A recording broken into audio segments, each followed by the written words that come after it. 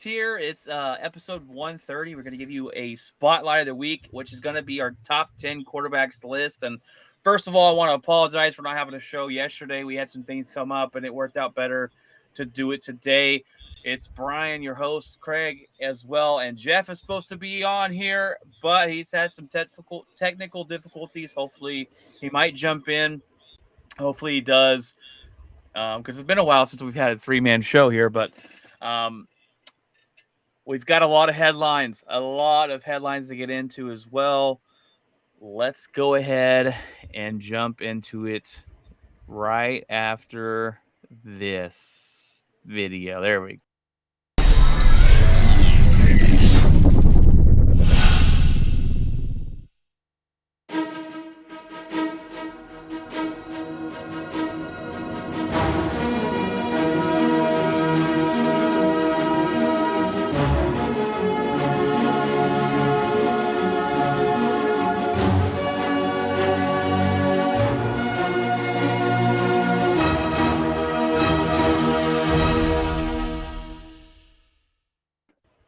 All right, guys, welcome in. We have a pretty good show for you today. Another squeaky toy there, Craig. I done took them all away, I thought. Sorry, Craig's dog is going to town on his there's toy. Jeff. You know? Oh, where? Is he in? Yeah. Oh, let's go. There he is. All right. This must be the phone view. Is this the phone view, Jeff? This is. Hey, all right. You sound pretty good. I ain't gonna lie. I was like, well, the sound quality might be terrible, but you don't sound too bad.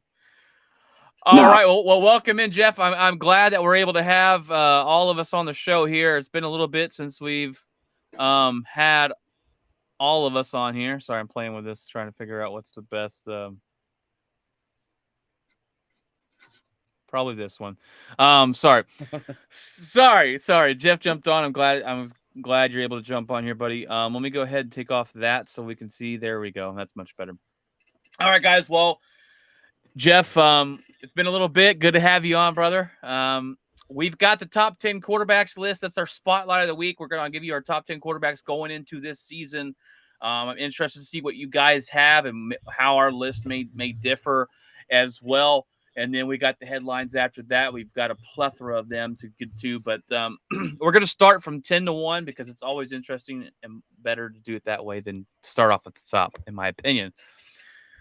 Unless you guys want to start at number 1. Do you want to start at number 1? I'll let you there. It's whatever you want. Okay. All right. Well, number 10. We'll start at number 10. Yeah, let's do that. I have Derek Carr at number 10. I think he's overrated. I think he's a pretty solid quarterback. He's got Devontae Adams to work with this year. They have a great wide receiver crew there in Oakland now. The defense is pretty. I think the defense is pretty good. This team is can be a scary team. They put it all together. They got a brand new head coach. I'm interested to see how this team goes forward, but I think Derek Carr is a very underrated quarterback, and I got him there at number 10. Craig, who do you got in the 10th spot there, buddy?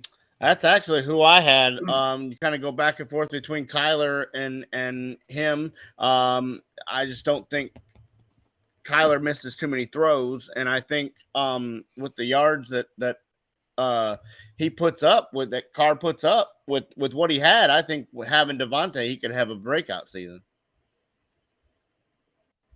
I agree with you. I think he's gonna be real. What's the word? He's gonna be blessed this season. The offensive line holds up. If they can protect him, I think he will. A tough division, obviously. If he can get Jacobs running back there, is it Jake? That's Jacob. Is it Josh Jacobs? Yeah. If he can get a good running game, they got one of the best tight ends in the league. This team is set up for success with a new offensive coordinator or offensive minded head coach there. Jeff, who do you got at number 10, brother? I'm going to have to agree. Derek Carr isn't necessarily horrible, and he's definitely not, I wouldn't say elite. So it's kind of that you kind of know what you're going to get with him. That could bump up this year now that he's got a few more weapons, like Greg was talking about. But Raiders are very interesting because somehow, some way, all the time, they that whole find a way to division's Raider gonna it be up. crazy. That's other than my own division, my divisional team in the NFC North. That's the division I'm watching. That is a stacked division, and that sucks because this team, maybe the year that they actually are going to be able to put something together, but you're going to have to win 11 games at least to probably win this division. So Yeah. it's going to be tough. Well, maybe not because I think they all beat up on each other. I don't think anybody sweeps. True. Nobody's going 5-1 or 6-0 in that division. I don't think. Yeah, you never know, but yeah, you're probably right. Who do you got at number 9, Craig? This is gonna sound crazy, but I'm gonna go with Dak. He just isn't. I think there's other guys that are ahead of him, and I think he's in the top 10, but I don't think he's up as high as some people will put him. So I think he was okay last year, but he's not in your upper echelon, which a lot of people are. Jeff bounced out, guys. Sorry about that. I'm back. Okay, cool. Jeff is back. Jeff, Craig has Dak Prescott there at number 9. Who do you have at number 9? Trying to think because I did not get a chance to see the list, so let me. Well, I see when I do these rundowns. And I tried to look at it just now, and my phone just I got out of the whole thing. No worries. Well, when I do rundowns for the show and we do lists, I don't put my list. I don't share my list with you guys because I want it to be kind of a surprise. Yeah. So when it comes to number 9, it's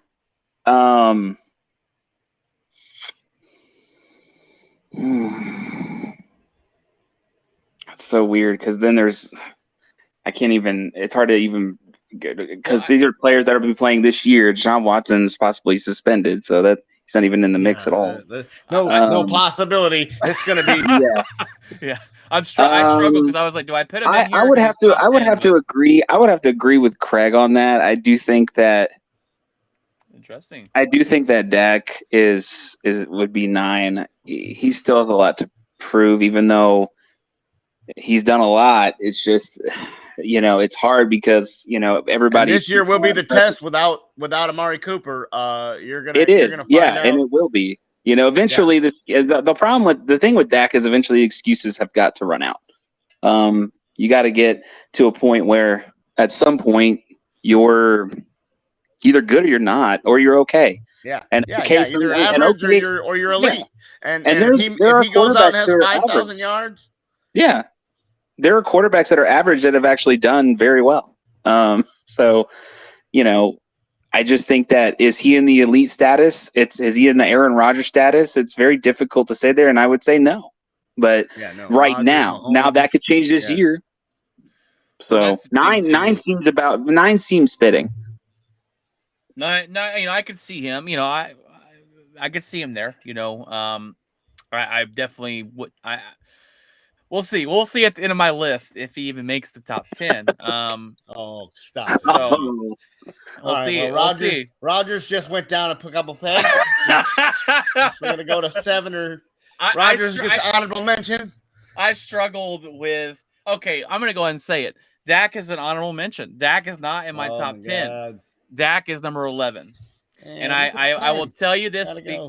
I will tell you this because of this reason. When Dak came in, I didn't really know much about him. He plays with great leadership. There's really no excuses of why he is not. They've not won more in Dallas. Last year, the eye test to me, and Ryan Sims will jump on here and give me numbers all day. The eye test to me said something was off. This is his year to prove. This is Dak Prescott's prove it year. Don't give me. Everyone plays with injuries. Don't give me that.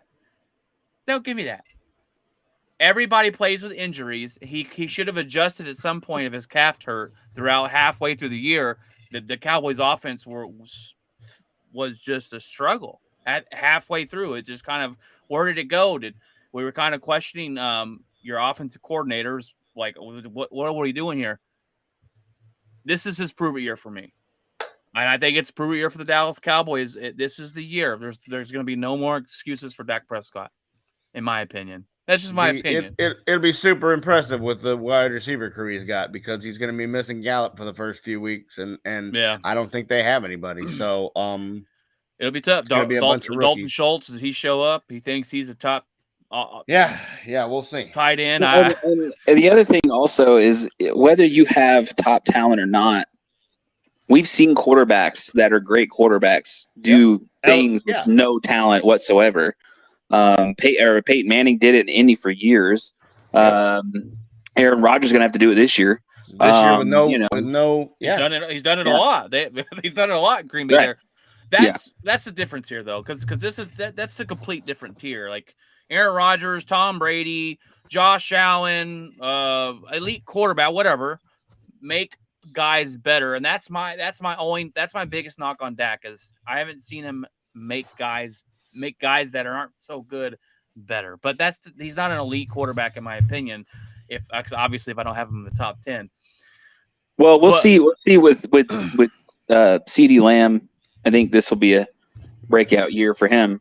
Hopefully, and maybe this is with Roger had a connection with who was the receiver that left? I'm trying to think of his name. Devontae Adams, and maybe it's CeeDee Lamb and Dak, and I think maybe that if that connection continues to grow, you may have a similar situation a little bit.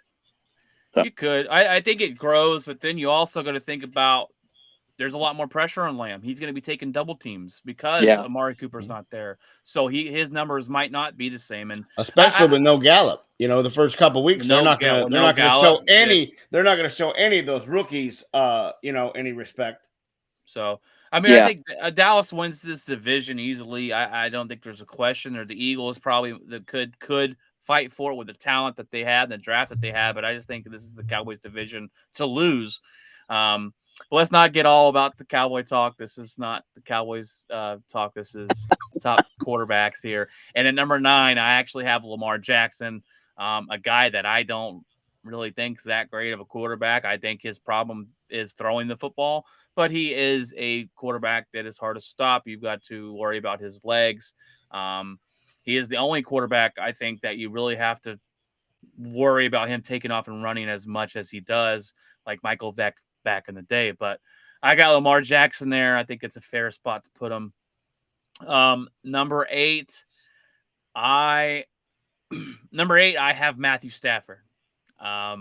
He just came off a Super Bowl. I think he's a good quarterback, but I think at times he costs his team losses by throwing horrible interceptions.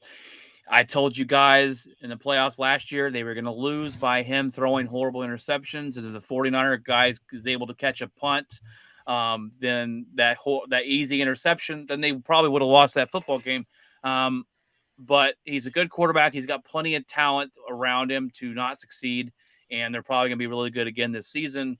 But Matthew Stafford there at number 8 for me. Jeff, who do you got at number 8? I'm probably going to go with Lamar on this, because I put him just a shy above Dak because he does have success in the playoffs.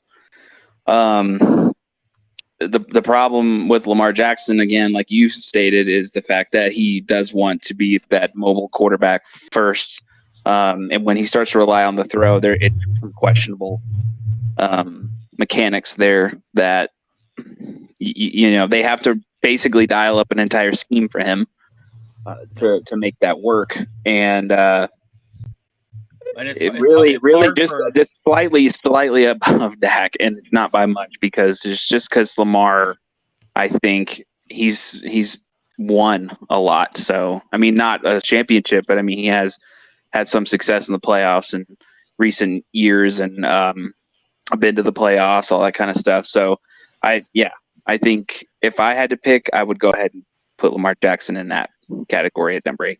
Right, and with a quarterback like Lamar, you're limited on offense, and when a defense kind of figures that out, then you have to think about, okay, well, if we're limited on offense already, we got to make some adjustments. It's hard to do so, and he has no wide receivers. His wide receivers is tight end. They took away Hollywood Brown there, so right. And also, I mean, I'm also taking into account currently, too, because in a lot of ways, I think that the Cowboys did rely on Zeke for a long time, and he's just not the same player anymore. And hopefully that may change, but I think they might be more of one-dimensional a little bit this year. And in a lot of ways, Baltimore is in a similar boat with Lamar Jackson being their number one guy. So kind of interesting. But I really give him that edge, just an edge, because he does have that he goes to the playoffs pretty consistently. So, all right, Craig, who do you got number 8, brother? Stafford. Same deal with the seems like anytime you get in the clutch, he tries to put the ball through the needle through the hole and can really throw some bad, he throws some real good shots, but just like the one to win the game against the 49ers. I mean, that was a dime he dropped in over the top, but he can also throw some stuff and you're like, where were you throwing that? So yeah, that's where I'm going to go with that. Just only because of, I mean, you really start to get it just, you're splitting hairs. Yeah. 1 through 7, I mean, I could put him as high as about 6, or he can 8 because the next 3 are so close together. And we talked about it before the last season, and we're going to do this actually on Tuesday coming up, Craig. This show coming up on Tuesday is we're going to give you a list of guys or coaches who we think have the most pressure on them. And I like to do it every year before football. I like to give my top 10 before football starts. And I said Matthew Stafford had the most pressure last year. He had the most pressure to win because we gave him we gave him some leniency because he played all his years in Detroit. We knew he was a good quarterback. Like he had the stats there, but he never won because of Detroit. And we kind of like let him off the hook a little bit.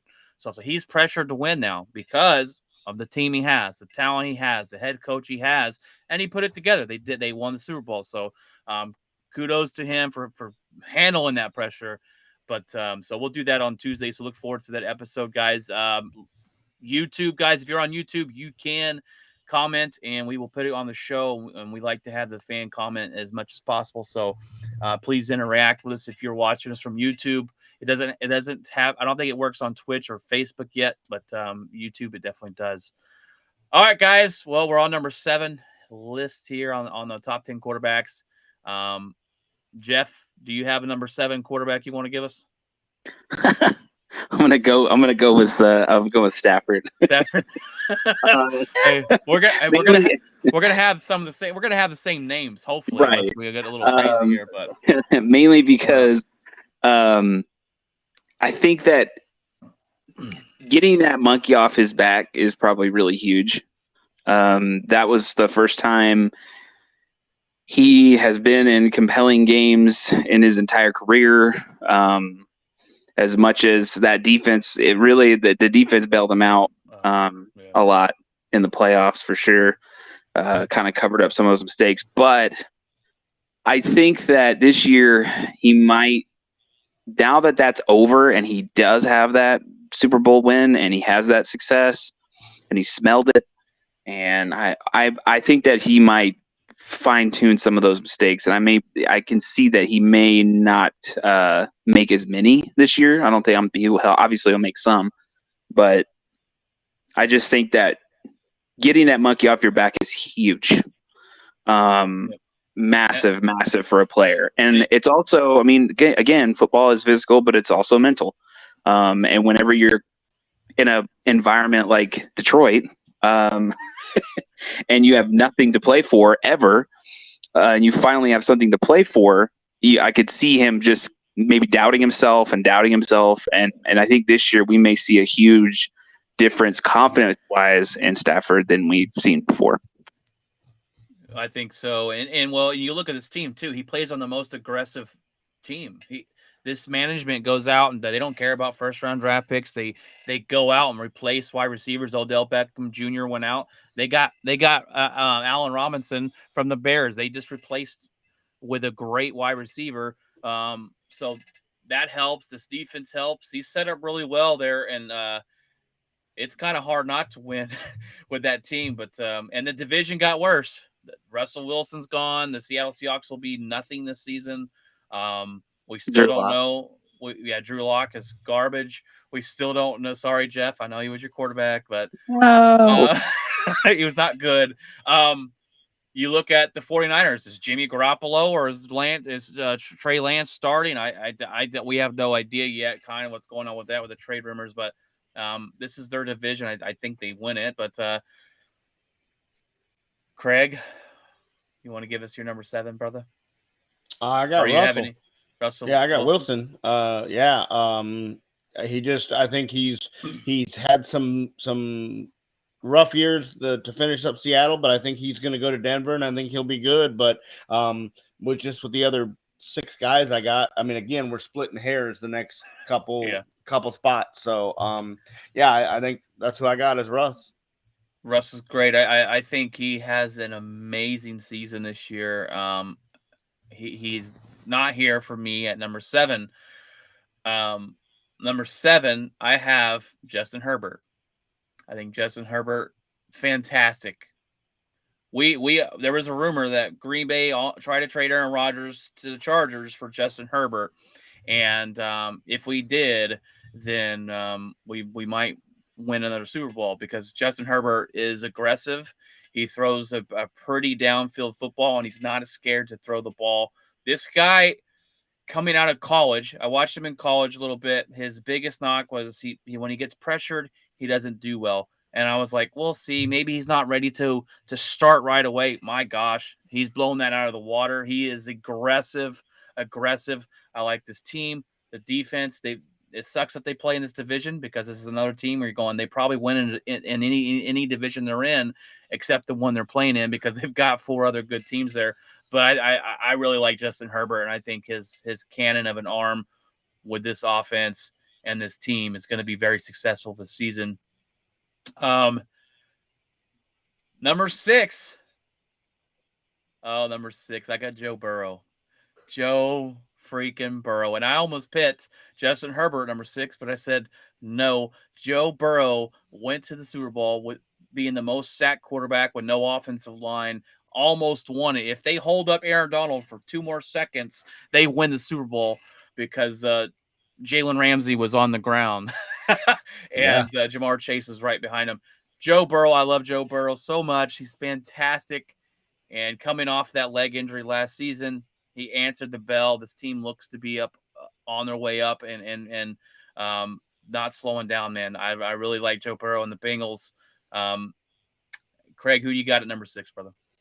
I got Brady. I think Father Time is starting to wear on him. A little low, but hey.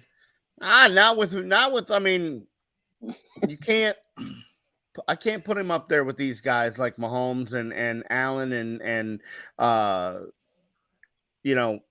Herbert, and I just can't. I mean, I think you're the first I've heard say that. Yeah, I mean, which is fine, I mean, back in the day, yes. I just don't think now. I think they've lost some talent. He loses Gronkowski. I just don't think he's going to have the season. And I think Brady's always been known for pass rush. If he get a little pressure on him, put some stuff in his face, he doesn't do as well. And I think the NFL today is built around pass rush and built around that. And I think he's going to struggle a little bit. I mean, I think they make the playoffs, but I think he's going to struggle a little bit. Let me stop you right there because they could go 8-9 and win that horrible division. That division is crap. With the news that New Orleans just got. Yeah. If that's true. Which we'll talk in the headlines about that. Jeff, who do you got number 6, brother? I'm gonna have to probably go and say Brady. I'm probably going to do the same. Mainly because I agree that the game has changed. Brady does not do well under pressure. He never has. There's been countless times where Denver beat them, and it was pressure. Or anytime I've actually seen them lose, usually it's like if they can get pressure on Brady, you can win the game. Unless that's the game plan when you play them. That's how you beat any quarterback just about. Well, not always. Yeah, but I mean, Russ has mobility, and right. Burrow's got a little mobility, and Jackson's got mobility. He has none. Like you can't blitz Mahomes. You don't want to blitz Mahomes. Like that's the problem. Yeah. Like you Patrick's going to saw him and Josh Allen will side swing it, around people. Brady just doesn't do that. But, Brady doesn't. Once you start hitting him, then he starts getting frustrated. Throwing his helmet, looking at the ref.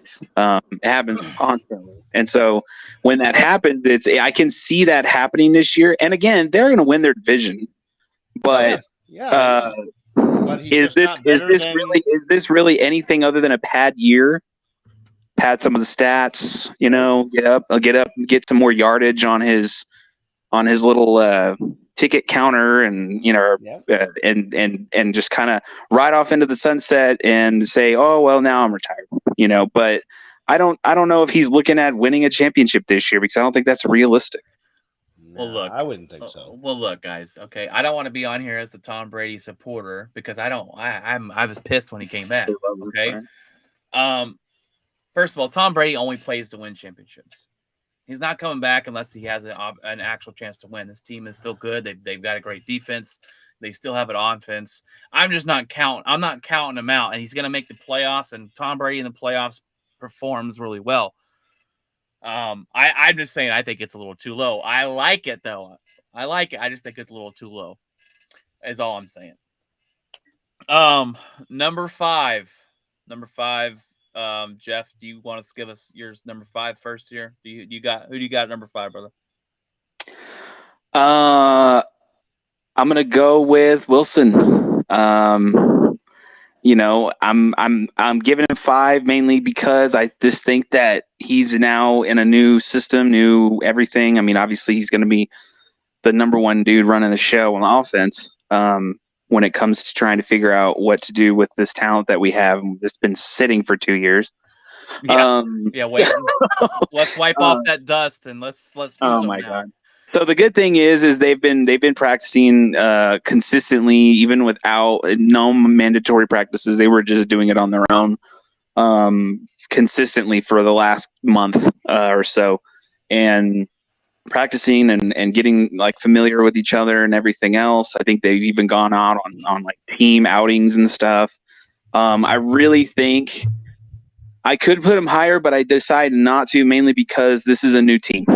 And if I start getting ahead of myself, then it's like I'm not being very realistic, That's kind of why I put him down where I did. Yeah, it's a new team, it's a new everything, and new offense. When we first got Peyton, we lost the first 2 games, and I remember people going, "Oh, well, that's it," And then after that, it took off.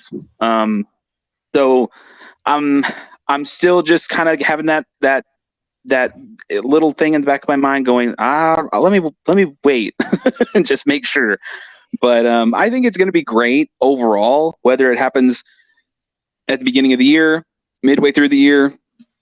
I do think that this is one of the best moves that Broncos have made, and the talent on the team is incredible, and the running back we have is incredible. Even Melvin Gordon, even though he's only there for about a year, but all that's a great setup. So I think that relieves a lot more pressure off him as well. The defense, our secondary is really good.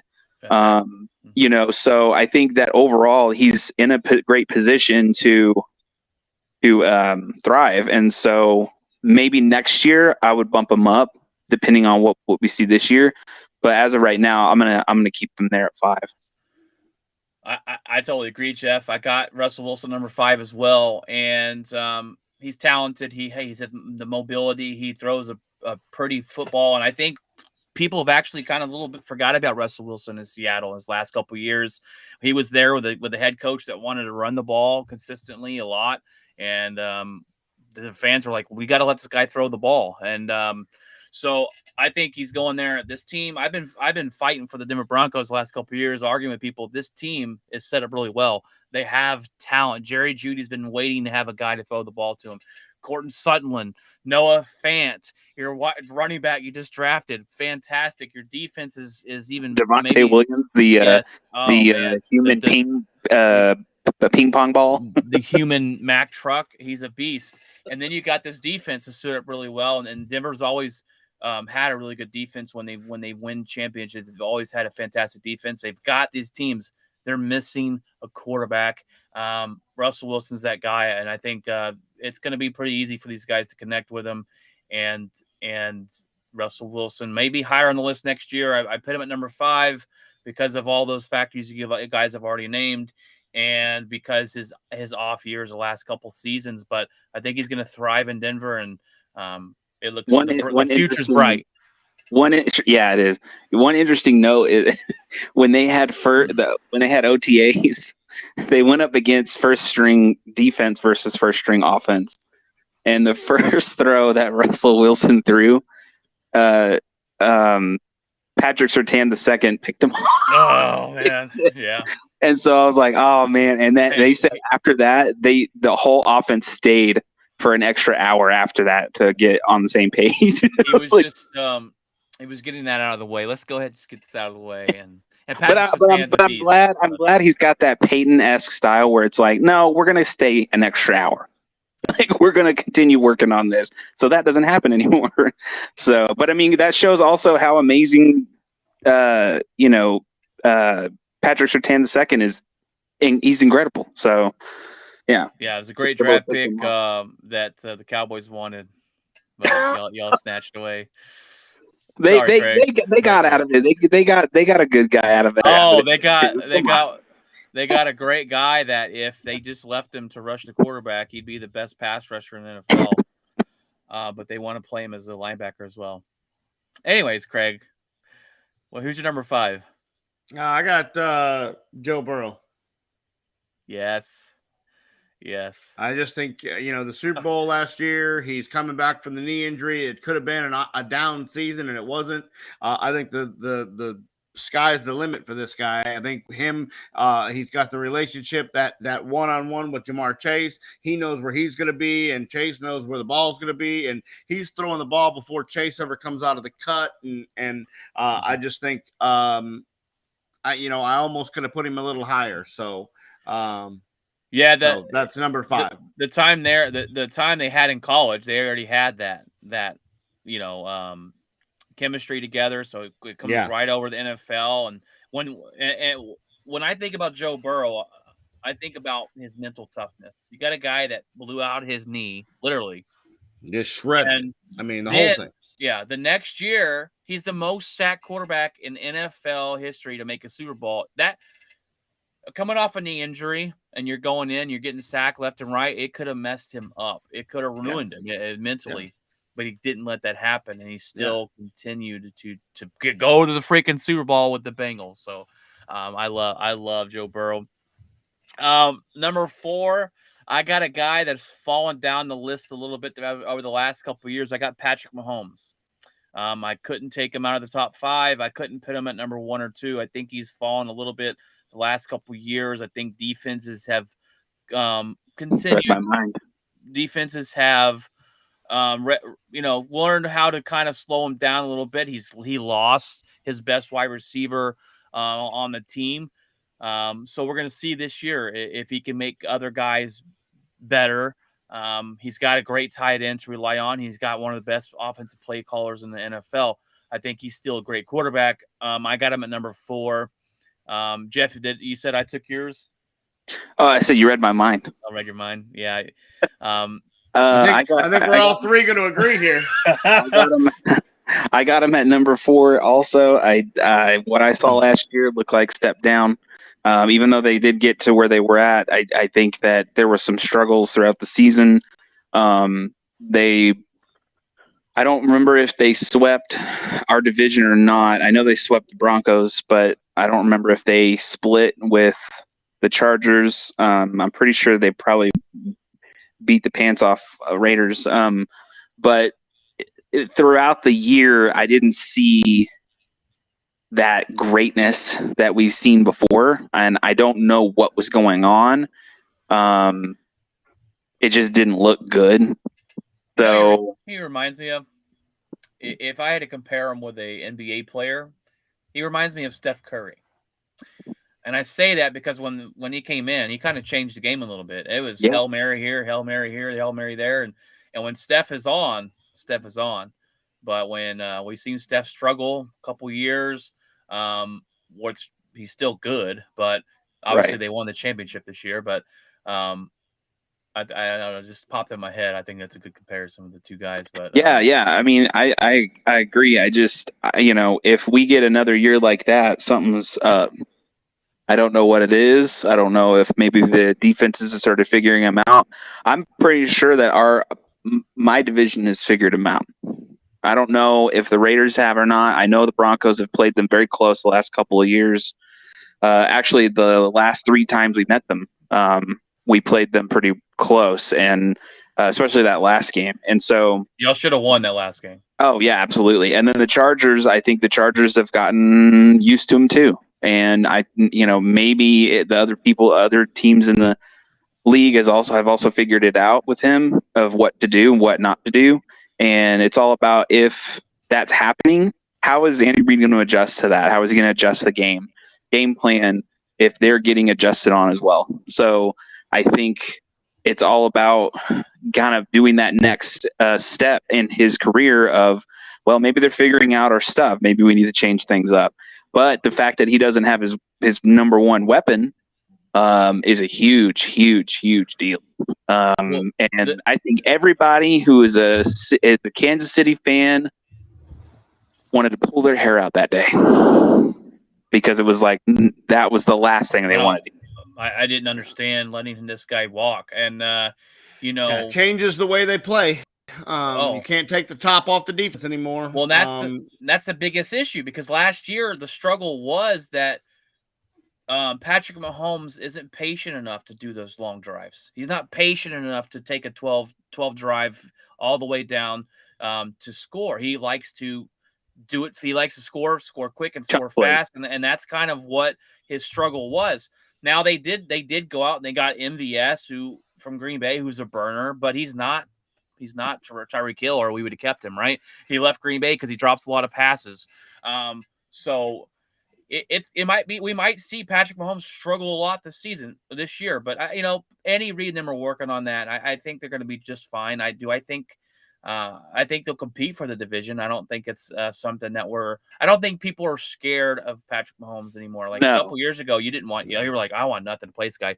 And this division, especially the Broncos, and Broncos went out and they've drafted defense to compete with the passing game of the Kansas City Chiefs. The Chargers drafted offense to say, hey, well, if you're going to put up 45 points, we're going to try and put up 45 points a game. Yeah. So I like this. This division's the toughest and strongest in the NFL.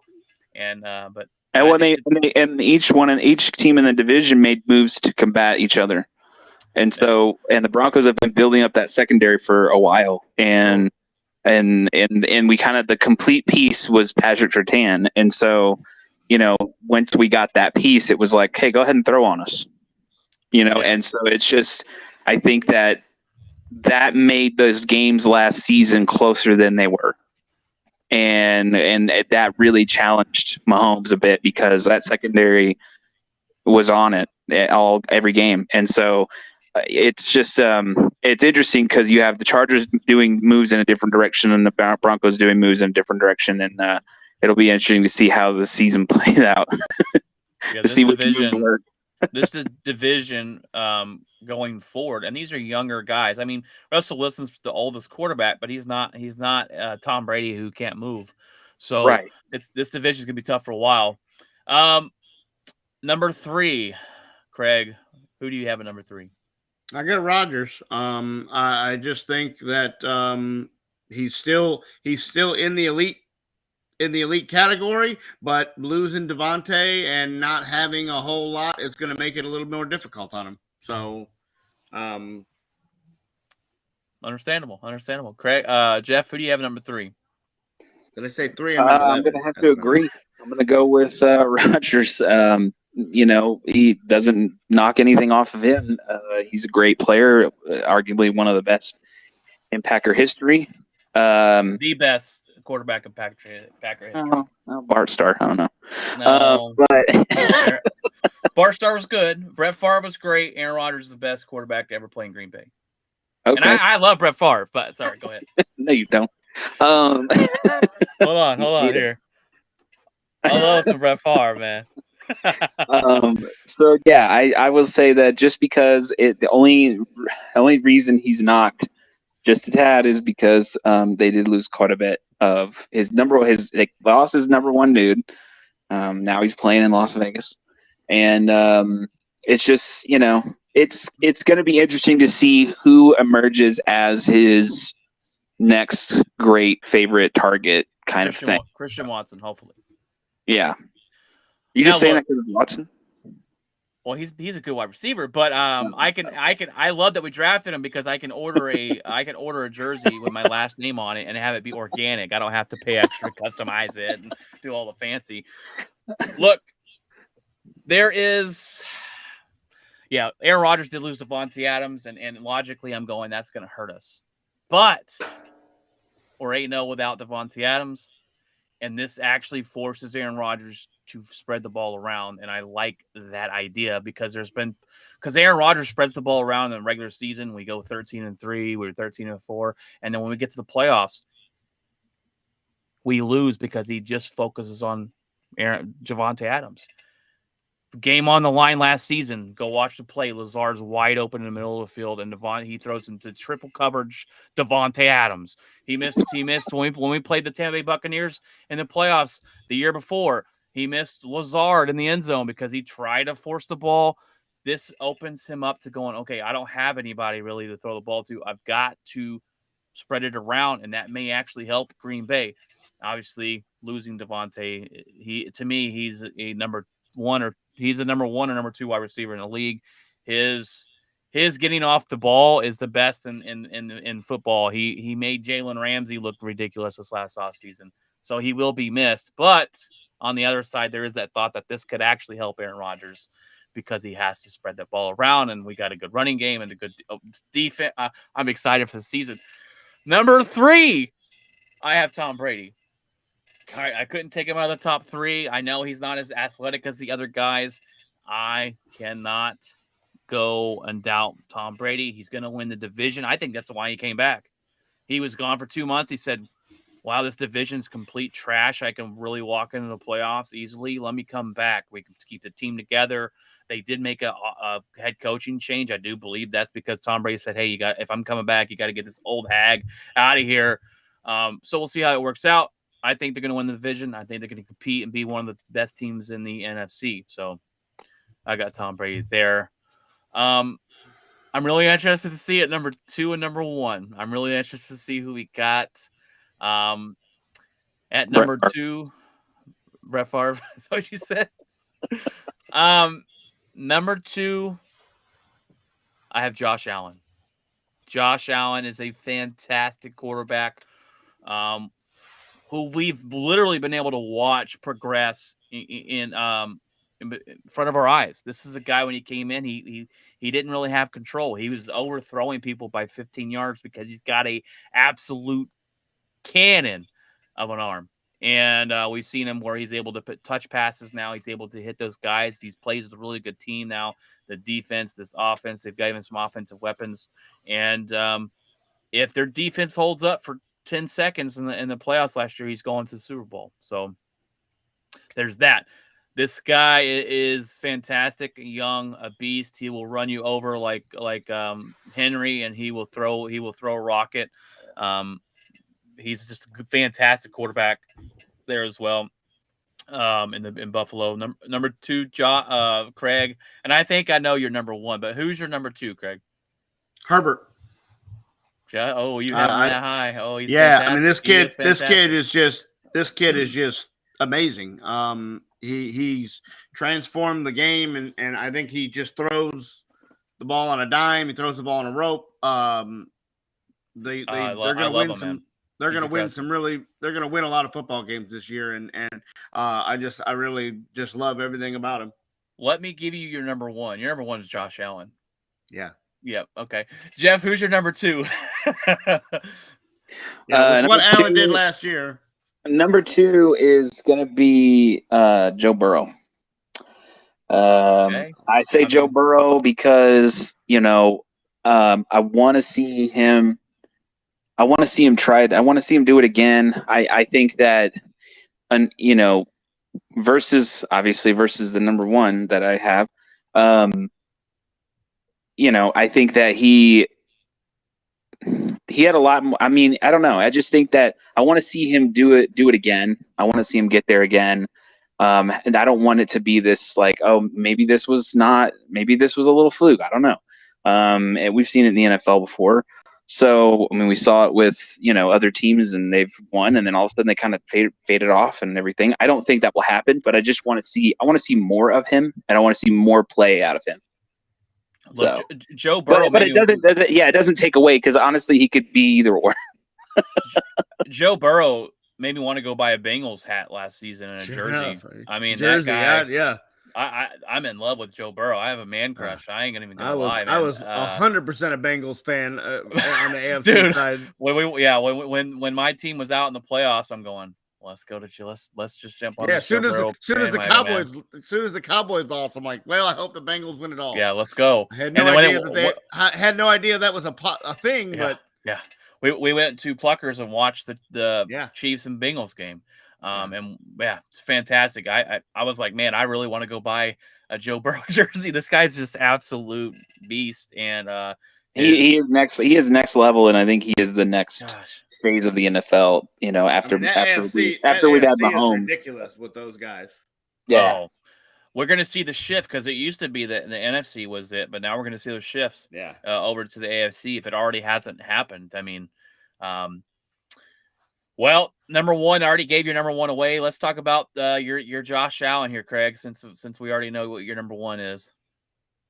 Give us why you think Josh Allen is number one. I just think the kid, he put the work in. When he came into the NFL, his footwork was off, his accuracy was off. I mean, he had the arm that could throw it out of the building, but everybody said that he couldn't make the throws and whatever. And he took this pandemic year or the offseason or whatever he took and went and worked with, I think he worked with one of the the not David, but there's another Carr brother, the third one. I don't know his name, but yeah, I know what you're talking about. He just changed his whole game and comes back and I mean, the kid is just under pressure. He's just insurmountable. He's just he doesn't fade. Nothing phases him. I mean, they could be down 3 scores, and he's just like, yeah, I got it. I'll throw it back in the game. I love it when you can see a guy progress. Yeah, right? And that's what you want to see in any players. And when you've seen him progress, he was like that guy on the I remember the Titans that could throw a ball a mile, but he couldn't make that pitch. And you're like, come on. We've seen him progress, and everything that every year. That's why if you're a great player, that's what you do. You go, what can I work on? And you fix it. And you come in next season, you work on it, and you see that progression. And then you go, okay, well, what do I need to work on? And when we're talking about progression, Joe Burrow progressed really fast. I wonder what his progression is going to be. And he's already made the Super Bowl. What can we expect of him? But Josh Allen's progression has been fantastic. And I think the Bills are set up to take off. And they've already kind of there, but can they get over the hump to get the Super Bowl? And I think Josh Allen's definitely that guy to lead them there. Jeff, who do you have as your number one quarterback? Oh, Troy Aikman. No, I'm kidding.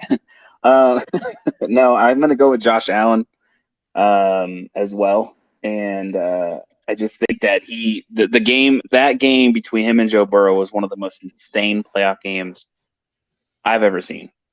And he had a lot of heart. He didn't give up.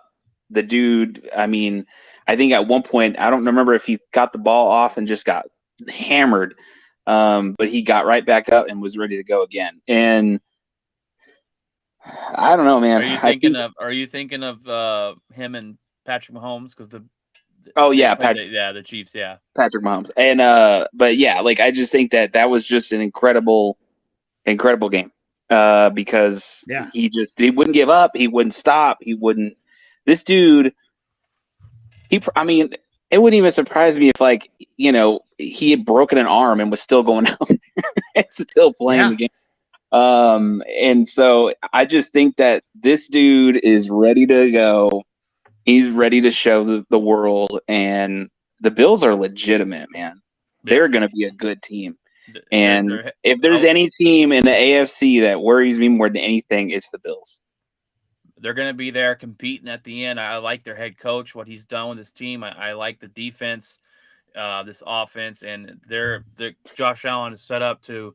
And he's not this, like, I don't know. It's hard to really say, but he's not this prima donna quarterback.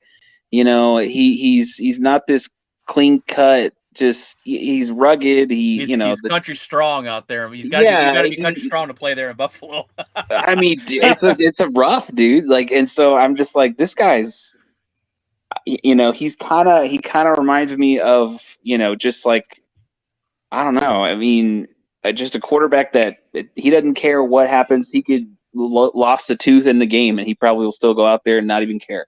He doesn't give a crap. He's going to do it, put his team on his back, and win games. It's a quarterback that I think could play in any era of football. He could play when they weren't protected. This dude could have played in the 90s whenever it was like cutthroat and you know, hits, and there was not any kind of like, oh, you can't touch the quarterback. This dude would have thrived in that era.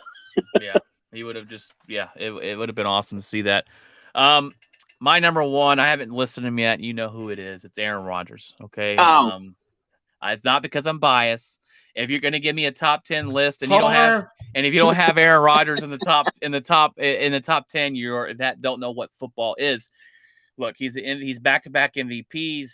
He's done fantastic in the regular season. Down those cheese curds. Calm down.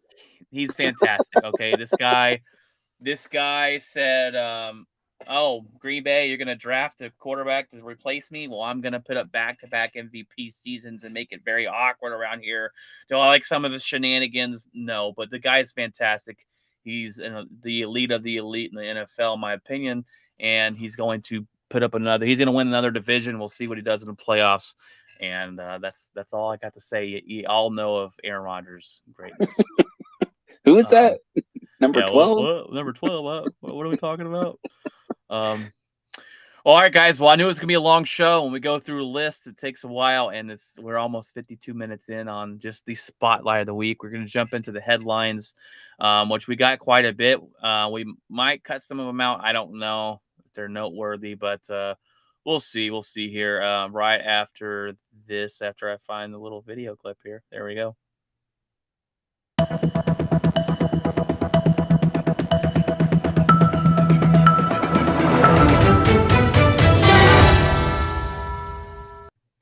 All right, guys, there's been a lot happening in the NBA. It's kind of why I got the background here. We've had the NBA draft. We've had some very interesting Kyrie Irving information. Let's start with the draft, actually, because that happened. And I'm going to be completely honest with you. I don't follow the NBA draft. I don't know a lot of players coming out. I don't follow college basketball all that well. I'm going to be straight up blunt and honest with you because that's who I am. But Craig knows the draft here, and he's going to give us a little bit of information. Anything crazy happened? Anything noteworthy? The NFL or not NFL draft, the NBA draft that happened. Oh, muted Mike. Can't hear you. Other than the order being all thrown out of whack, Orlando threw everybody a curveball. You know, they had Jabari Smith, all week. And then at the last minute, it comes up and they say, you know, that Woj says they're going to draft Paolo Banchero. And I mean, maybe he's a better fit. I just don't think he's the best the best basketball player in the group, and yet they take him first. So that kind of threw things out of order. Houston at 3, I think, got the best basketball player, and they didn't have to move to get him. So it's always nice when it kind of just falls in your lap. Yeah, when it falls in your lap like that. I mean, Detroit at 5 gets Ivy, and I mean they didn't have to move. I mean, I think if you want to talk about a winner in the draft, then it's the Detroit Pistons. They get Ivy, and then they make some trades. And with New York, and they get another guy. They get their big guy. I just think they got like 3 players. Well, Detroit got a great, fantastic player last year. I think they're trying to build around him. Yes, Cade Cunningham. They got their guard, and now they got Ivy to go with them. Those 2 in the backcourt, or the front court, however you want to call it. That amazing. Detroit's going to make some leaps and bounds in the East. So I think they're going to be. They got the coach from Toronto that has gone over there and trying to turn things around and thing. So I believe that deal. Did I hear that right with the Knicks? Did the Knicks even pick anybody, or did they just get trade pick? I think they traded the pick and also they traded. We're just talking about him this morning. Kemba Walker. Kemba. They added Kemba Walker in the deal. So I don't think they drafted anybody. I think they went further down the board and gave Detroit their pick and got Detroit's later pick. And put Kemba Walker and see, the NBA is weird because they drafted the guy in the spot, but then they gave him the rights to him to Detroit. So it's weird because it's not like the NFL where they trade the pick and then Dallas or whoever gets the pick makes the selection. Yeah. Actually, the Knicks made the selection, and then he'll just go to he put a Knicks hat on, and then he'll go to the team. And then that's so dumb. It's so. Why would you even put the hat on? They do that every time. They do that every time. They're like, "Here's the hat, yay!" And then you see him playing for Detroit. You're going, what? Did that happen with Luka? Wasn't Luka? Yes, the same thing. I remember him wearing a different hat, and I'll go, what the? He put the Atlanta hat on. Atlanta drafted him, and then gave him the rights to. Happened with Kobe too, right? He was drafted by the Hornets. Yes, the Timberwolves. And then Timberwolves, and then he's the LA Lakers. Thank goodness. Well, if only he played for the Timberwolves. It might be a different story, but all right. Well, the biggest interesting NBA news is Kyrie Irving. We talked about it a little bit last week or Tuesday, I believe, that he's at an impasse with the Brooklyn Nets. He wants to get a supermax deal. Brooklyn said, you played like 10 games last year, and no thank you, sir. But he came out with a list that he wants to play. If he can't go there, he wants to go to the Lakers, the Clippers, the Knicks, the Heat, the Dallas Mavericks, and the 76ers. Now, Craig said right before we started the show, basically, that everyone's declined except the Lakers. Yeah, everybody's out. Maybe Miami. Maybe Miami might be interested. The Mavericks, but Miami is interested in Durant because we'll get into that in a second. Don't jump too far. I know I didn't put it on there. I want to get that in a second. Now, look, I thought this was asinine because the Lakers can literally only pay Kyrie Irving $6 million next season. So if he goes there, he's getting paid $6 million, and he's leaving millions. Now, and I said in my head, I go, no man in their life, person, woman, what doesn't even matter, is leaving that much money off the table. But we're also talking about the craziest, one of the most asinine people you ever meet ever. So I could see it happening. I could see him going back and playing with LeBron for $6 million, and the Lakers with Kyrie Irving and LeBron and street clothes and Russell Westbrook. If they can't win with that, then you need to just blow it up. But they'll get that guy fired in year 1 too. Kyrie Irving, look, and I go back and forth on this. I'm a newly Mavericks fan. I know. I go back and forth on this. would y'all, as Mavs fans, let me ask you this question first. Would you take Kyrie Irving? Yes or no? Just give me yes or no. Craig, yes or no? Would you? No, he's a cancer everywhere he goes. No. I go back and forth because you're exactly right. This guy's a cancer. He sucks. His personality sucks. He's just crazy. But then I think, man, how can the Mavericks be picky? They've never once in their life been able to get anybody to come here to play. But it's the bigger picture. It's the longer road, and I think that's what I would look at. Like, yeah, currently whatever. But I mean, if once he starts poisoning that locker room, I get that argument, but then I'm like, take to like fix. He's your best option. Like, yeah, I mean that's exactly what what's his name? Rondo did to the Mavericks. He poisoned that whole locker room, and it took him years to, I get both arguments. I'm just like, but he's your best option. Look what he did to the Nets. Brunson's leaving.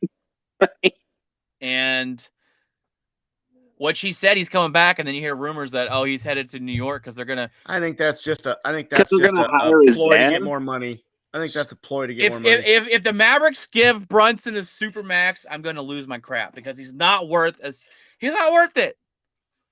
Not worth. Would you pay Brunson supermax, Craig? A supermax deal? He's not worth. No, but that's what. I mean, I don't even know if they can they? Because I think you're only allowed one. Are you not? Okay, my bad. A max. Would you pay him a max contract? I mean, that's what the Knicks are forcing you to do.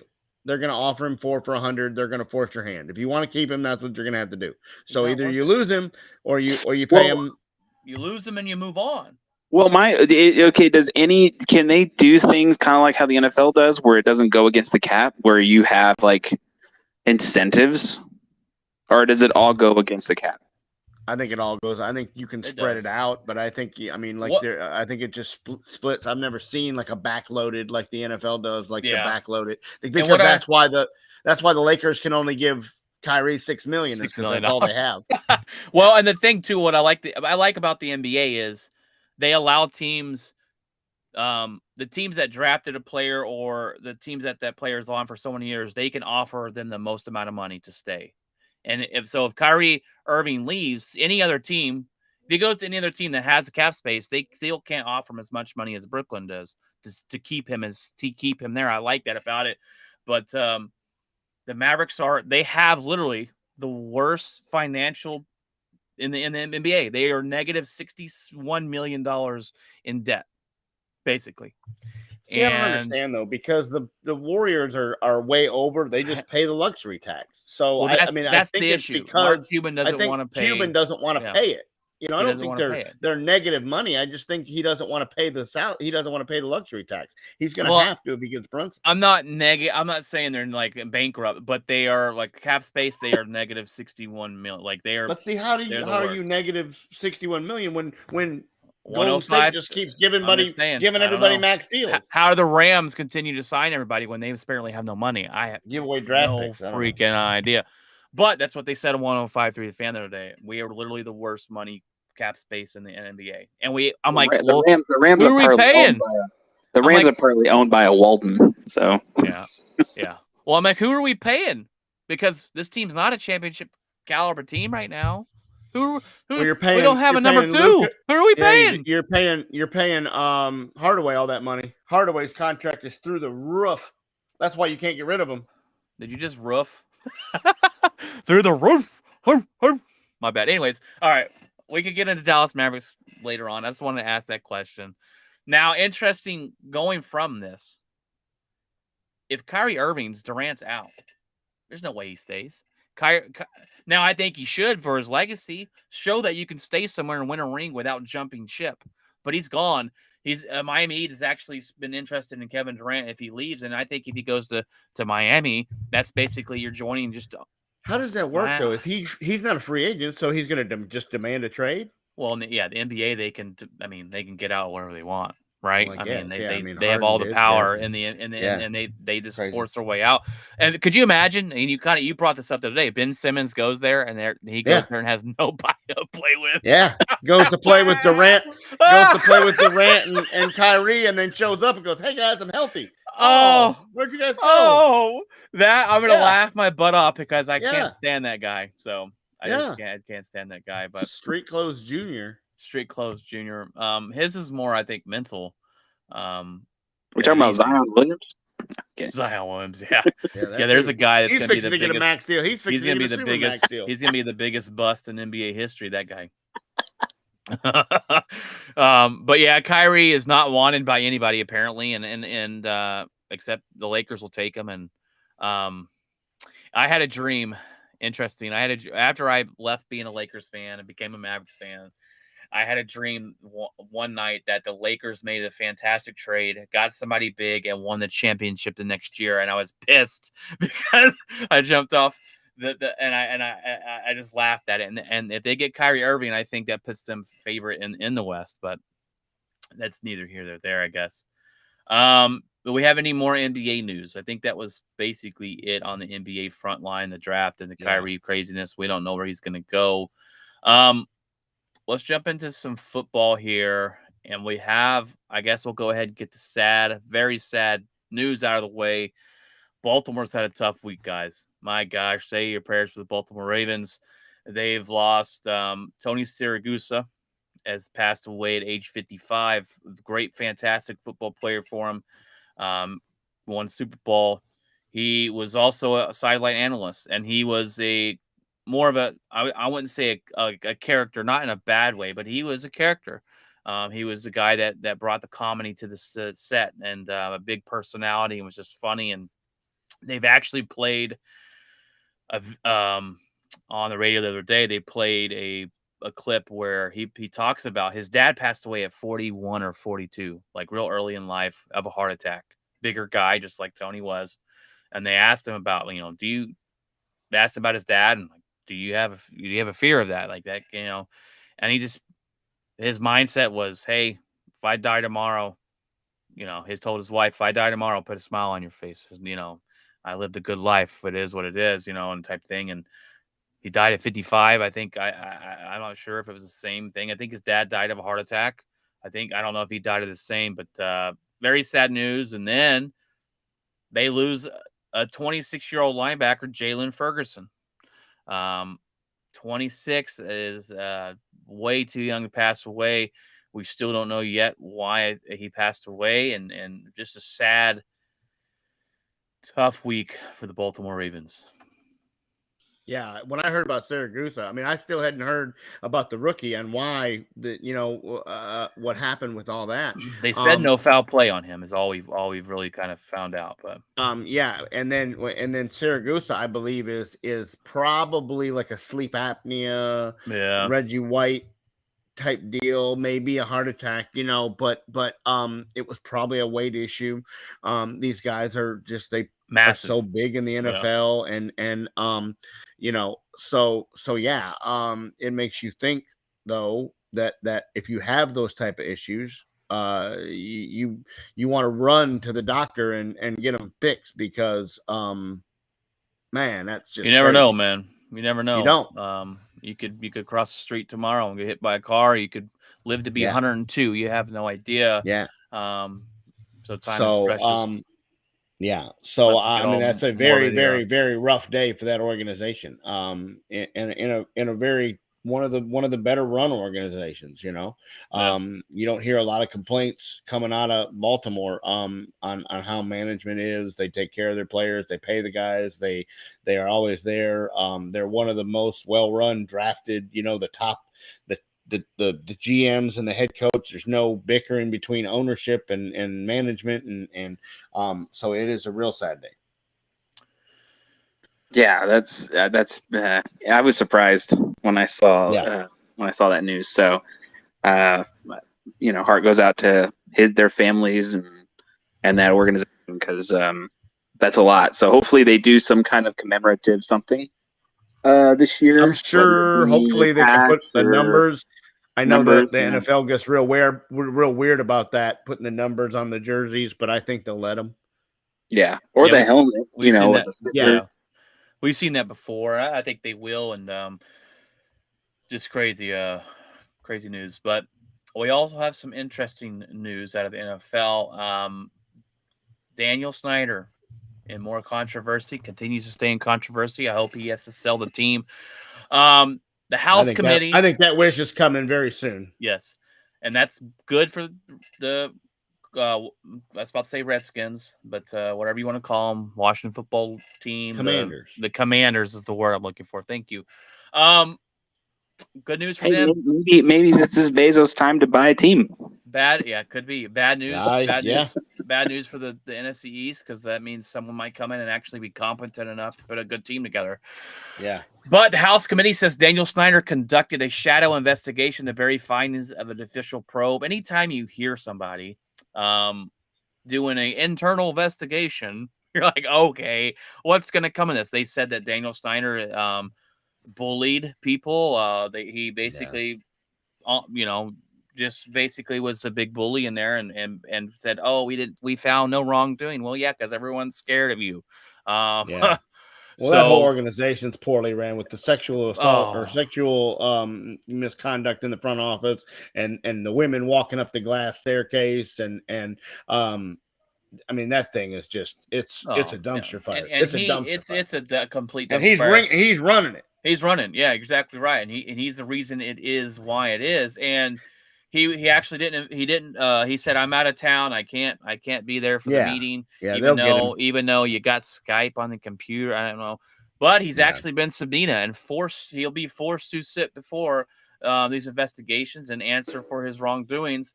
Roger Goodell, bringing that up, actually was there the other day, and he says they asked him, what are you doing about this? And he says, I have no power, no authority, which he doesn't, unfortunately, to overthrow and make him sell his team.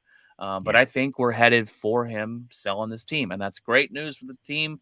Finally, that's bad news for the Cowboys and the NFC East, because you want this guy to remain to ruin this organization.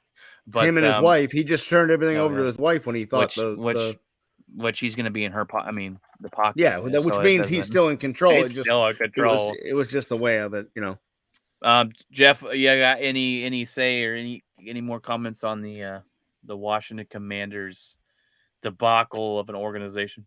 I mean, I think eventually they'll be forced to sell, and it seems like there's a lot of people willing to put some money up for some teams, and the Broncos were sold, and I think this team will also probably be sold, and they'll probably get $5 billion. I mean, something. I'm sure it's going to be worth a lot. So it'll be a bidding war, and that'll take. I'm not sure we'll see it this season, but it may even go throughout the season and all that kind of stuff. So that's just going to be a big mess. But that organization needs a purging. It's been a long time coming with this. It's been pretty bad there, and this is kind of why I like that Green Bay doesn't have an owner. They don't have an owner, because you could get someone like this and completely run your organization to the ground, and there's nothing you can do about it. You can get a guy, huh? Brian's part owner of the Packers. Yeah, probably. I wish.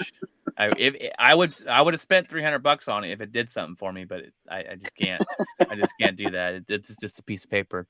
There's a bunch of Dallas Cowboy fans that are stuck with an owner they don't like. So not that he's Daniel Snyder, but they're stuck there. Yeah. And then they got to wonder about, is his son going to be any better? It's going to be the same. It's going to stay. That apple didn't fall far from the tree.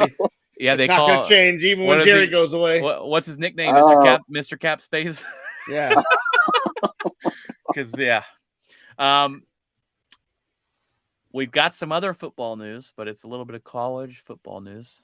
Arch Manning. This was shocking because if you're the kid that just transferred there, you're mad. Well, let me get it out. Let me get it out first, because there are probably people that haven't heard it. Probably, what are you talking about? Which I don't know. You must be living in a rock. You haven't heard it. Yeah. But Arch Manning has committed to the Texas Longhorns, and actually, that was the favorite for where him to go, like over the odds. But they are stacked at quarterback position. Yeah. They are stacked. They just drafted the best quarterback in the draft. Or not drafted, I say drafted. Number one prospect or commitment. Yeah, they got the number one commitment, and this Arch Manning's the number one as well, and he's coming there not this season but next year. There's rumors of him red-shirting it, which means that'll give the quarterback. What's the other quarterback's name? I don't even know his name. I read it. It's a kid who just transferred in from a different school because he the same thing happened to him. Yeah. Is he was sitting there and waiting in line, and then somebody jumped him in line. So he's like, "All right, I'm going to go play over here." So he goes to play for Texas, and they promise him the world, and then Arch Manning comes in. Well, they say that when Arch Manning was there, that he was at the hip with Arch Manning and wanted him to come there, and like there was shows great leadership, because most people be like, bro, don't come here, it sucks, get out of here, I want to play. But we'll see what happens. I mean, it's always good to have a plethora of quarterbacks. You just got to make sure you choose the right one, and Arch Manning is picked to be the next Manning, right? A lot of weight. They said he could be the best of them. Is what I read. He looks fantastic.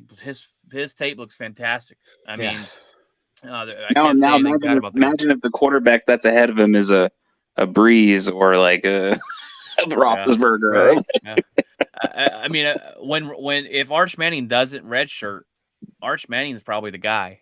He's got the not only the talent, and I'm not saying the other guy's not talented, but with that name, you're gonna put him in. Yeah. You're gonna get more eyes. You're gonna get more. You would catch Jimbo Fisher. Not Jimbo Fisher. The guy. You're bad with names today. They just got a new head coach. Tom or whatever. Oh, they did get a new coach. You want to look that up real quick? Yeah. Why didn't he go to Tennessee? I don't know. Or Ole Miss. I think he doesn't want to follow those footsteps. Like Peyton Manning didn't go to Sarkisian. Peyton Manning didn't go to Ole Miss because he didn't want to follow in his dad's footsteps, right? He didn't want to have to carry that legacy. Now, Eli Manning did, but there was enough time in between where Eli Manning he really wasn't brought up back to Arch. And interesting, they've kept 20 years since Eli was there. They've kept this guy in. They've kept Arch Manning from social media. They've kept him out of the spotlight. That was his first tweet of all time was, "I've committed to Texas." So pretty awesome, pretty interesting. He didn't want to go to TCU? No, TCU. Come on. No.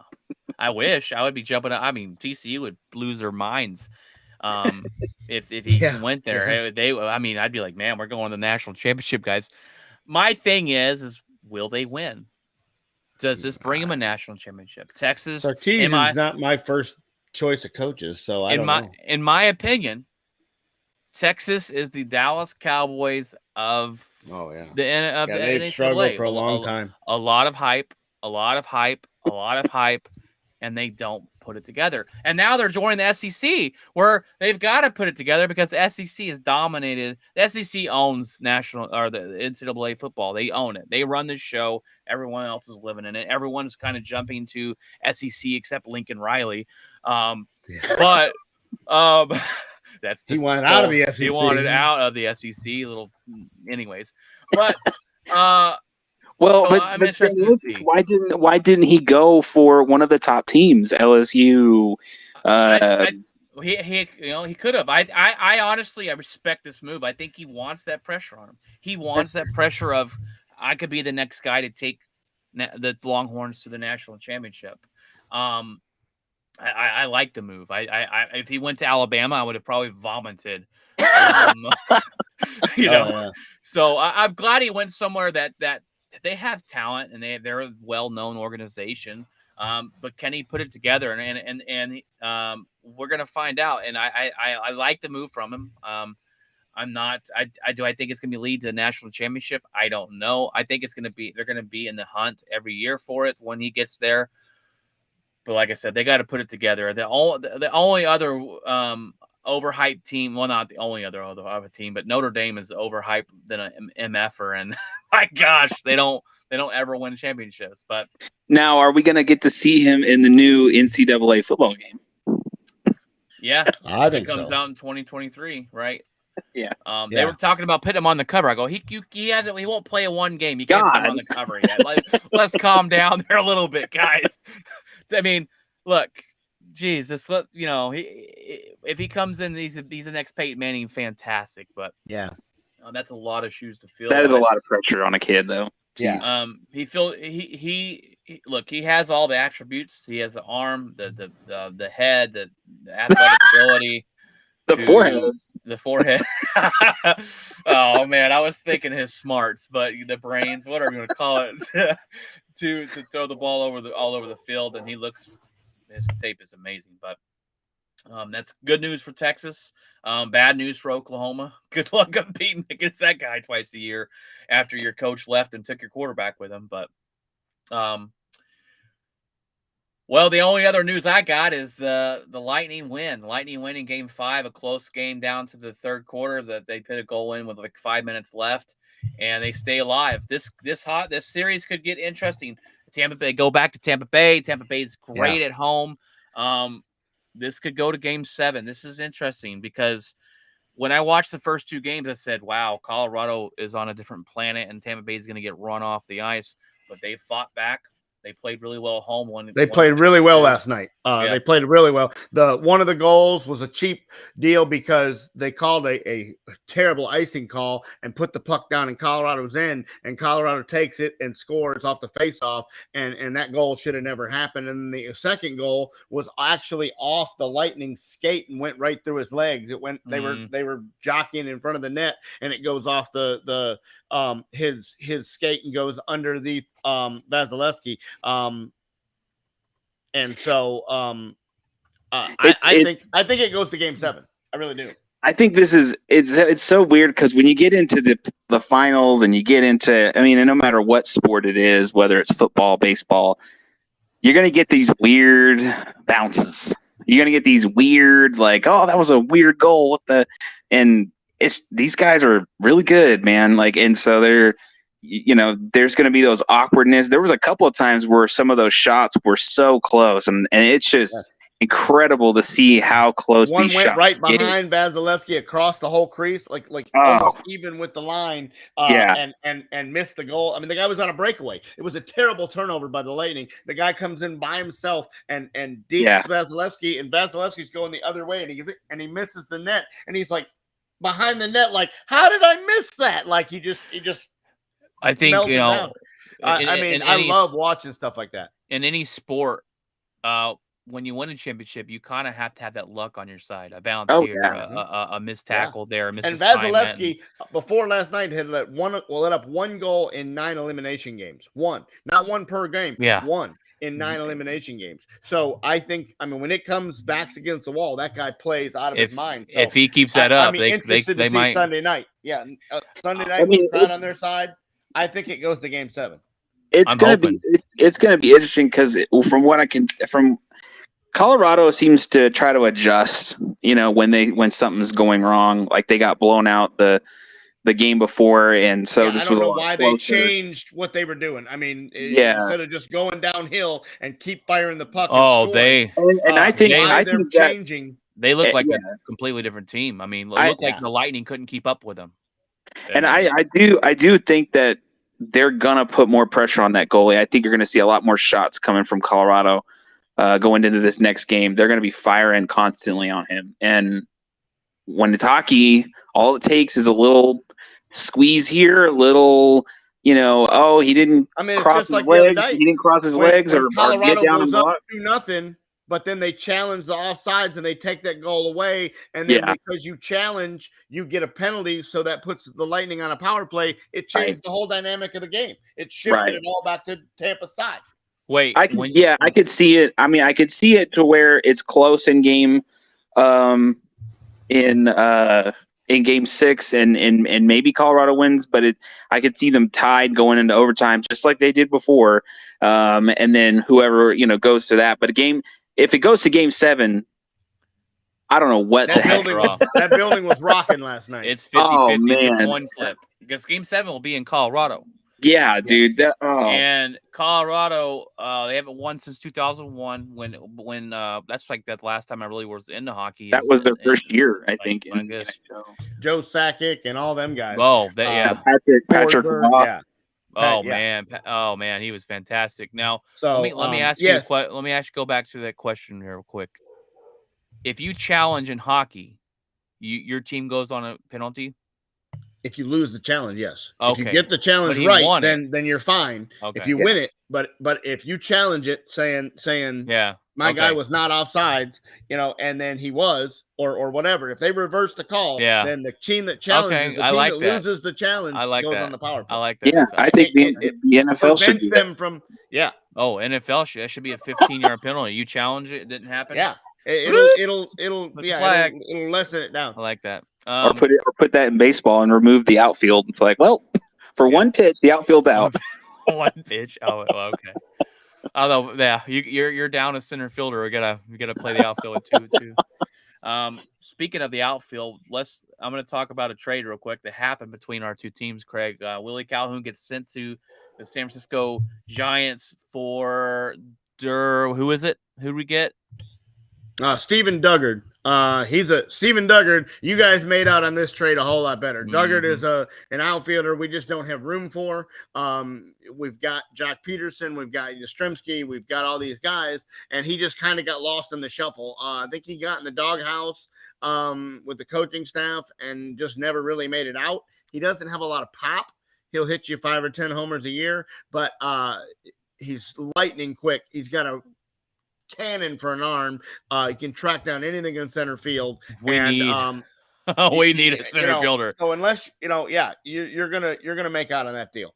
I like the deal. We got rid of a guy. He was out of options, basically, kind of like Calhoun. He's been up and down and up and down and up and down, and so we had no room. I don't know Calhoun. I don't know if I like that move or not. He kind of seems like a head case, but we'll see.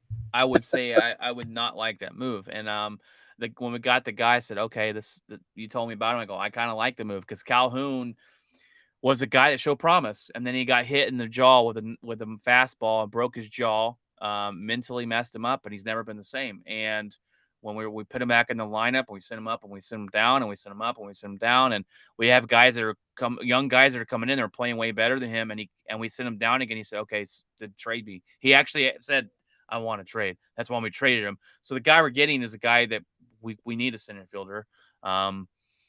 Adolis is fantastic, but he makes a lot of he makes some fantastic grabs, but I've seen him make some plays. I'm like, in the outfield, like, what was that, dude? Nelson Cruz out last night on a rope. Oh, dude, he's fantastic. I love the guy. I saw him one time make a really bad play on the ball. I'm like, that looked like you don't play center field at all, but he makes some fantastic plays. He's good with a bat, and he has a fantastic arm. You don't want to run on him. But I like that we got rid of Calhoun just because he never really, and maybe he'll go there and maybe a complete different guy for you. Sometimes the change of scenery will do that, but I liked it. All right, guys, well, we're getting really long in this episode. It's an hour and a half just about right now. It is that time we ask at the end of the episode. Let's talk to Jeff here first. What's in your locker, Jeff, since you haven't been on in a little bit? So what's in your locker, brother? Work and more work. That's basically what has been going on. We feel you on that note. Busy, helping my mom out, with stuff here and there. I went over there last weekend, and my wife was over there for a week before that. And so I went over there and spent the weekend with my mom and her, and then we came back home. But on last Saturday, helped my grandfather move a fridge into a truck bed that he needed to get to his property. And so that was interesting, going down that steep. You remember how steep it is, Brian? Yes. Yes. Yes. It's an extremely steep driveway. So helped him with that. My mom needed a tree planted, helped her with that. They've got some nice land out there, man. They have some really nice land. Yeah. Out in Colorado. And so yeah, we did all that, and grandparents visited with them for a little bit and grilled out, and just kind of enjoyed it. And then been working, paying attention to the hockey, which is kind of, everybody in my work is a hockey fan, so they're all like going insane every week.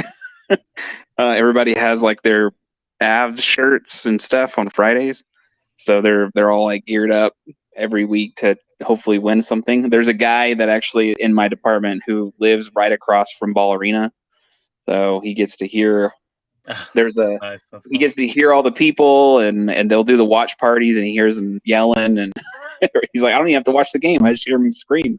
I know they scored. So that's kind of cool. He can hear the horn. Yeah. Apartment So, shake. yeah. So yeah, Shaking. We scored. I've been paying attention to that more, which is interesting. I haven't really watched hockey in a long time, but these are kind of cool. I've watched this series since the beginning, so especially in the finals, and it's pretty interesting, to watch. I haven't watched it in so long, so it's Me kind of neither. cool. I've gotten back into it this little in the playoffs, and I'm going to get back and start it next season and kind of keep up Yeah. with the Dallas Stars as my team. And well, I was Dallas Stars kids growing up, but I kind of fell out of it. But man, going to a hockey game will have you be a hockey fan. That it is by far the most electric game when you go, and it just be a regular season game. It's not even got to be playoffs. And it's You fantastic. were a Fort Worth Brahmas fan, weren't you? I've been to some Brahmas games. And you know what changed that? Well, I went to a Dallas Stars game, and when I went back to the Brahmas game, I was like, I just can't watch this. It's so bad compared to the Stars and the speed they play at. And I'm just like, yeah, I can't go, and I can't go back to the Brahmas. Been watching that. I'm starting to pay more attention to baseball now that it's kind of getting interesting with the Yankees. Now that your guy got paid without arbitration. Yeah, they voided arbitration, which is great. They're still going to have to pay him. Yeah. So something $1 million contracts coming. Bro. It's going to be massive, dude. Yeah. That's what she said. So yeah, I've been paying attention to that. Freaking lost the Astros last night, pissed me off. The cheaters. But piece of crap. And Verlander just won't stop. I'm getting annoyed. There's got to be something, Craig. We talked about this. Verlander goes there. God. He's 50 years old, and he's about to win a Cy Young. How in the world? After Tommy John. After Tommy John surgery. He's got a mechanical arm. Something's going on. Yeah.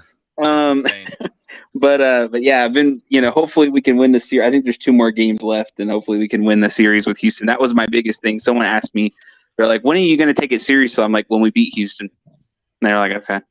I was like, because we've beaten everybody else. So we can beat Houston. I think we're good. Well, if they didn't cheat, you might have won a World Series that year. But that's here or there. I'm never letting that go. I'm gonna be petty. About they still get booed, dude. I hear the game, and it's still. And as soon as Altuve comes up, they boo him. I'm like, God. But yeah, so it's I've been paying attention to that more. I will take it more seriously if this continues. This winning stuff continues.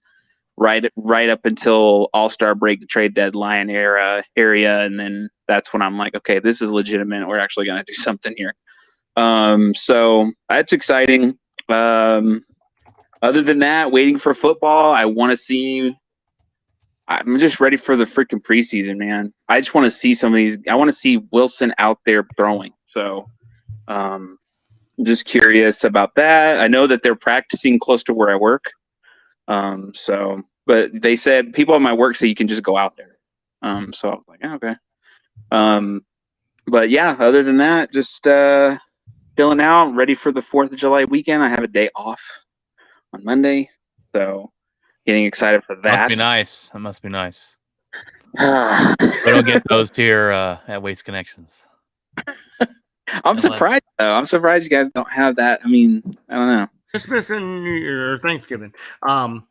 Yeah, Thanksgiving and Christmas. That's it, brother, man. We work all trash don't stop. Yeah. Other than that, nothing much outside of what I talked about. What's going on in your locker, Craig? Well, we got a little barbecue this afternoon for the guys at work. Me and Brian are going to go defend the cornhole championship belts that we have. And that's about it. Work has been crazy. We're finally starting to get staff back up, and I'm ready for that. But that's about it. Just this barbecue and hang out with some guys and try to dodge the sun, and that's about it. Just like with bowling, when you have your custom, your custom ball. Yeah. Everything, Brian, you got to bring your custom custom Cornhole, boards, and brother, we got them. They're loaded in the car. They They're already already in the- load. They already in the car, brother, man. Yeah. So yeah, we went to Podcast. promote cornhole that. Yeah, stuff. it's podcast cornhole. Yeah, All right, fellas, I'm gonna have to jump off here. These dogs are going nuts, and I have no idea why. So you got to get know a good head start too. I know it's in the 35-minute background, drive. so yeah, that's true. All right, well, Craig, So, thanks for coming on. You go ahead all and right, jump brother. off, and we'll I'll see you talk Tuesday. Bye.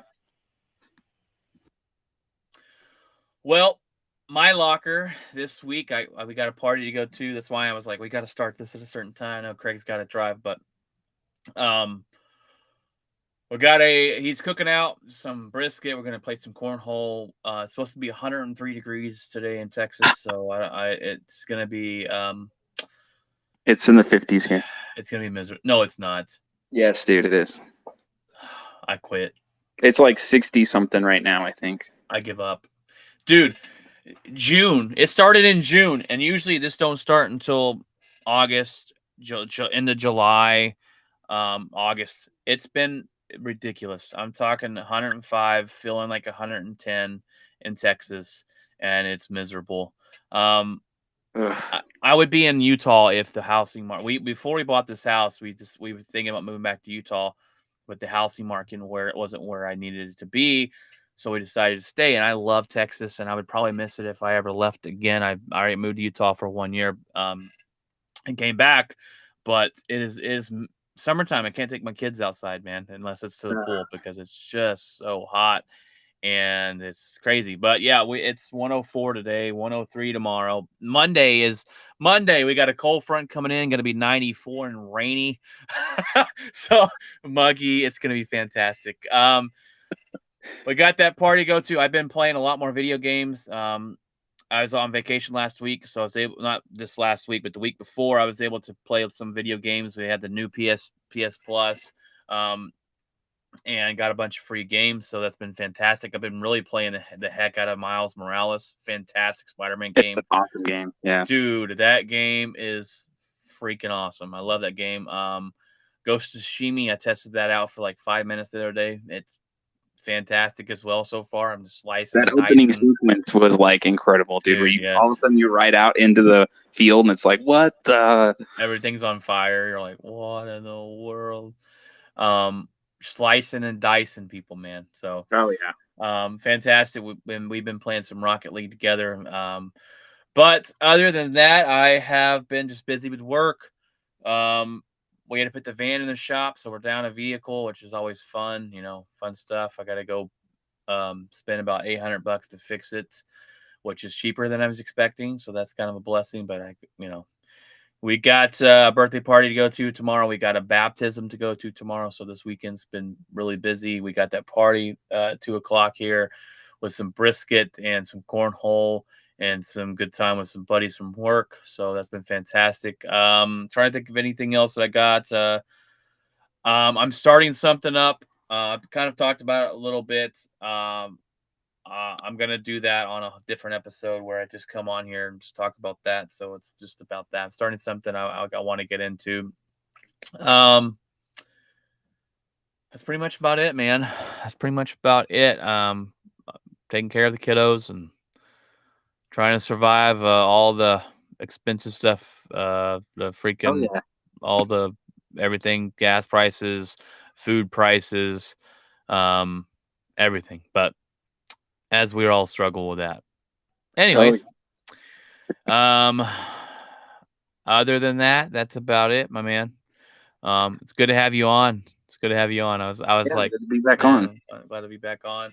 I know work's been busy and stuff with you, and so you didn't get much training.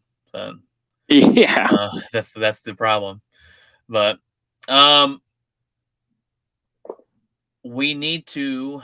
So going into this is the slow season of sports where it's hockey is about to be an end and it's just baseball. So I want to bring back where we all decide to watch a documentary or whatever, and then we can talk about it. I want to bring that back. I really like when we did that. Okay.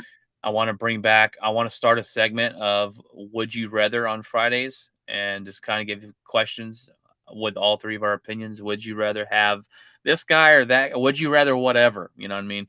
I think those are kind of fun and start up a good conversation debate on that. But it's time to get creative. Would you rather Rodgers or Prescott? Oh, it's not even a question. I'll take Prescott all day. No, see, I debated on putting the Prescott in my top 10, and I'm going to get some flack from Ryan if he listens to this episode. You probably are. But he was either number 10 or he's out of it, and I put Derek Carr in front of him. I'm hoping Dak Prescott listens to this and motivates him, man. That's what that was. your list will. He's really focused on it, man. Oh man, I need to. He's going to mention that in post-game conversations. You know what? A freaking idiot put me out of the list. What an idiot! The Outspoken Sportscast, dude. If we got mentioned on that, it would blow up. But all right, guys. Well, that's going to be the end of this episode. It's a long one, but that's perfectly okay. Look, guys, share us, tweet us, like us, comment. We are live every Tuesday and Friday. I know today's Saturday. We missed yesterday because of some things, but we always get 2 episodes out a week. It's usually me and Craig on Tuesday, and then it's been me and Craig on Friday, but Jeff jumps on Friday as well, and we all have a good sports topic and debates and headlines. And let us know if you want to email us at outspokensportscast@gmail.com if you have any content you want us to talk about, have any questions, answers for the host. If you want to if you want to comment on our live stream, go watch us on YouTube. You can comment and watch live. You can watch live, but you can also comment and be a part of the show. So, guys, we appreciate your support and your love, and we send it right back at you, the love and support. And God bless, guys, and let's remember to keep it outspoken. Keep it outspoken, guys.